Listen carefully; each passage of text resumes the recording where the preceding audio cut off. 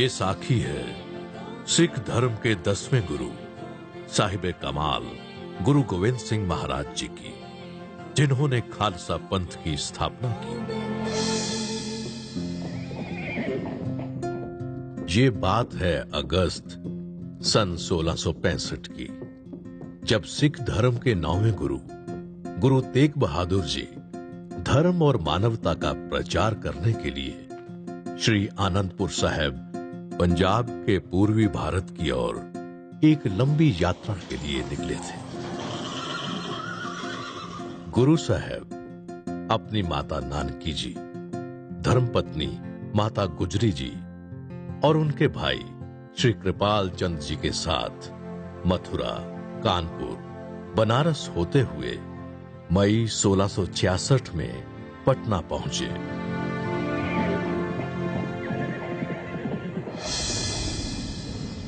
उन दिनों पटना में मौसम बहुत ही खराब था। बरसात थी कि रुकने का नाम ही नहीं ले रही थी। ऊपर से माता गुजरी जी की तबीयत भी बहुत खराब थी।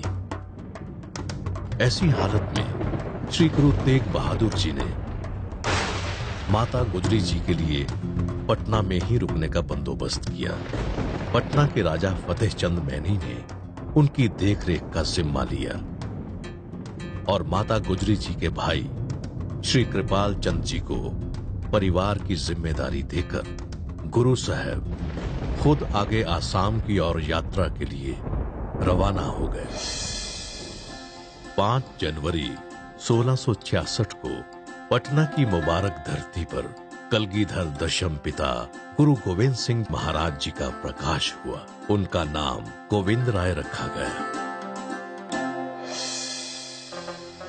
उनके जन्म के समय पटना से कई मील दूर करनाल जिले के एक छोटे से गांव थस्का में एक अनोखी घटना घटी।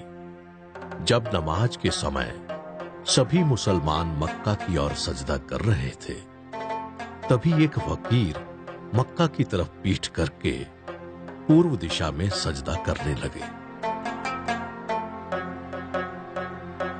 ये रब्बी फकीर सैयद भीकम शाह थे।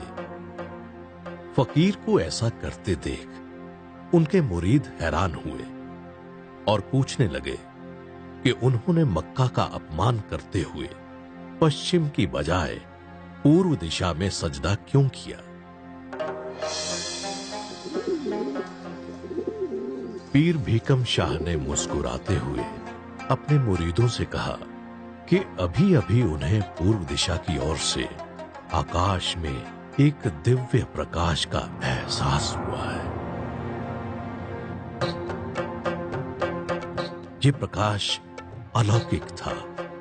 धरती पर एक रब्बी नूर का प्रकाश हुआ है और उस नूर से रूबरू होने के लिए हम सबको चलना चाहिए।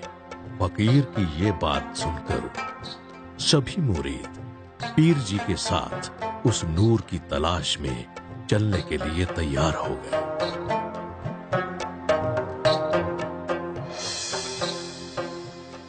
लगभग 2 महीने का लंबा और कठिन सफर तय करने के बाद पीर भीकम शाह अपने मुरीदों के साथ पटना पहुंचे।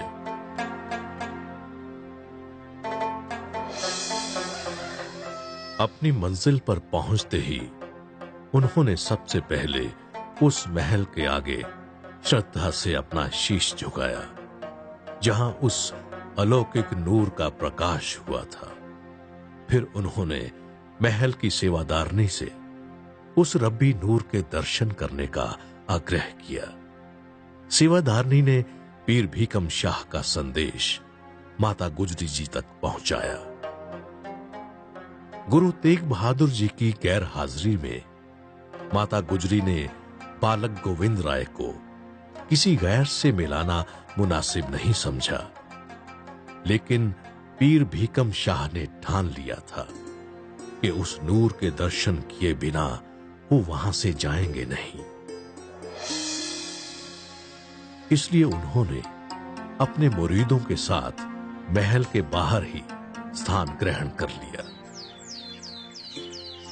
अगले दिन उन फकीरों को बाहर बैठा देख कृपाल चंद जी ने उनके लिए लंगर का इंतजाम करवाया, लेकिन पीर शाह ने लंगर छकने से इनकार कर दिया और कहा कि कोई भी लंगर उनकी भूख नहीं मिटा सकता। ये भूख तो उस नूर के दर्शनों से ही मिटेगी। पीर शाह की श्रद्धा देख माता गुजरी जी ने उन्हें बालक गोविंद के दर्शन करने की इजाजत दे दी। रब्बी बालक के अलौकिक रूप को देखकर पीर भीकम शाह अचंभित रह गए और उन्हें काफी देर तक निहारते रहे। पीर साहब ने बालक गोविंद के सामने 2 मिट्टी के मटके रखे। नन्हे गोविंद मटकों को देखकर मुस्कुराए और अपने दोनों हाथ उन दोनों मटकों पर रख दिए। ऐसा करता देख पीर भीकम शाह ने बालक गोविंद की तरफ अपना शीश झुका दिया। वहां उपस्थित सभी लोग पीर को ऐसा करते देख हैरान हो गए। पूछने पर पीर भीकम शाह ने बताया कि दोनों मटकों में मिठाई थी, एक में हिंदू की दुकान से और दूसरे में मुसलमान की दुकान से। मैं जानना चाहता था कि बालक गोविंद किसका साथ देंगे।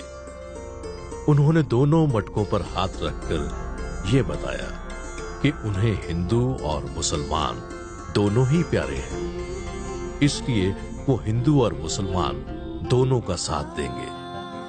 यही रब्बी नूर आगे चलकर सृष्टि के सबसे बड़े नायक सरबंसदानी दशम पिता गुरु गोविंद सिंह जी महाराज बने।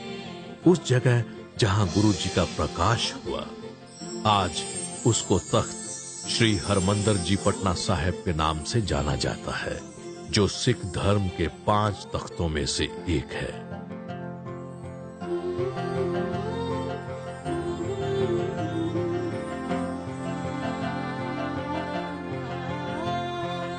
आज्ञा पई अकाल की,